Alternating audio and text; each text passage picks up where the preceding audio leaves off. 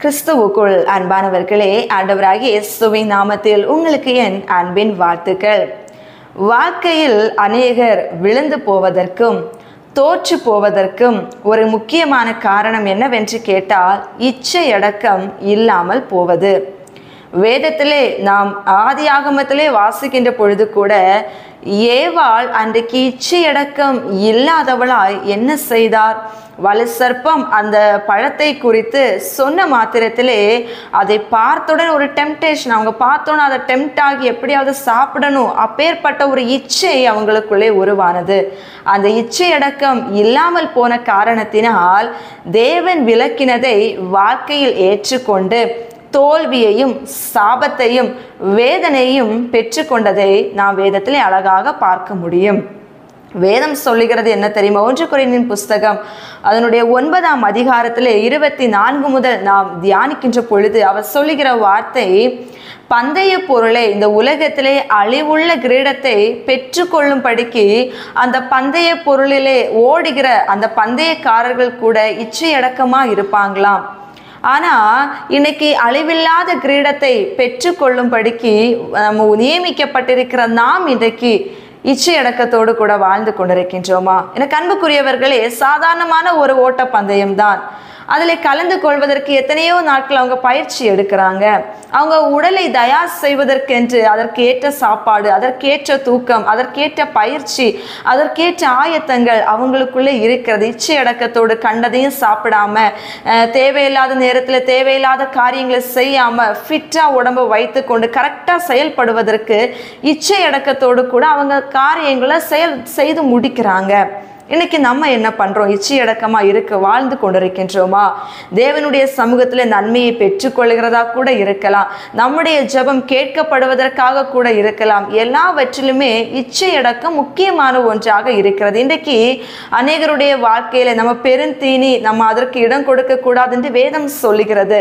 ஆனா இன்னைக்கு அநேகரை பாருங்க, பார்த்த உடனே ஒரு ஹோட்டல்லையா இருக்கலாம், எதையோ ஒன்றை பார்த்தோம் டெம்ட் ஆகி பசி இருக்கோ இல்லையோ, ஆனா கண்டதையும் அளவுக்கு அதிகமாக சாப்பிட்டு கொண்டே இன்றைக்கு அநேக வியாதிகளை இன்றைக்கு வாங்கி வைத்து கொண்டிருக்கிறாங்க.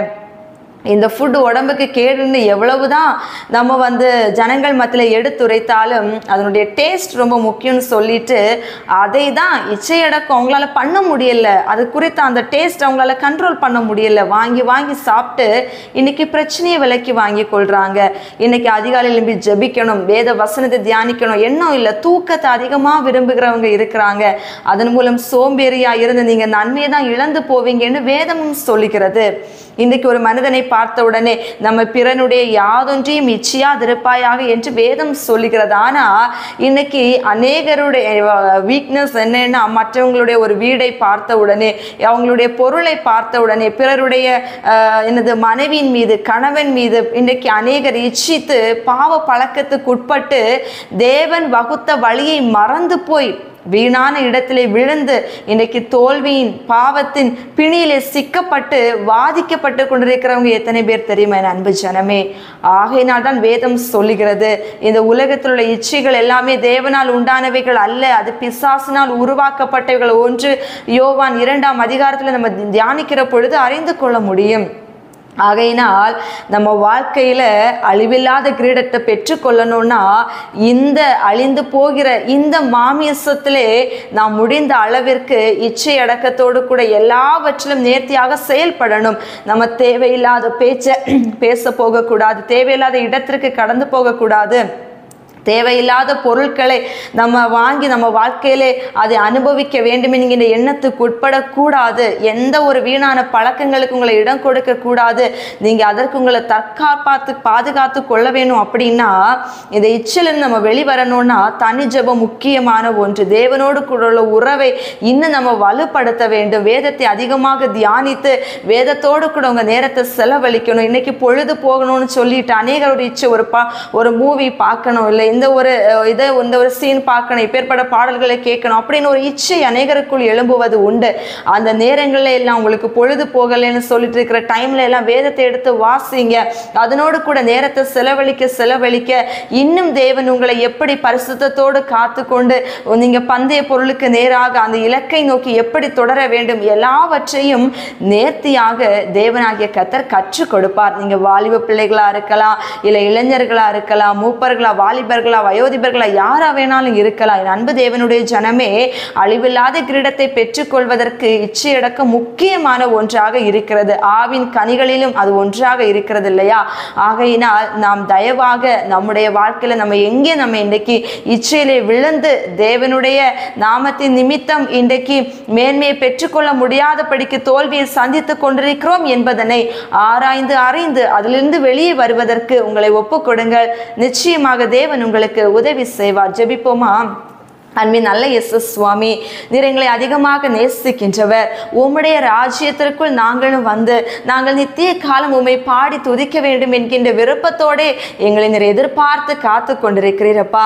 ஆனால் இன்றைக்கு அழிவுள்ள கிரீடத்தை பெற்றுக்கொள்ளும்படிக்கு மனிதர்கள் எடுக்கின்ற முயற்சிகளை கூட அழிவில்லாத கிரீடத்தை பெற்றுக்கொள்வதற்கு எடுப்பது இல்லை.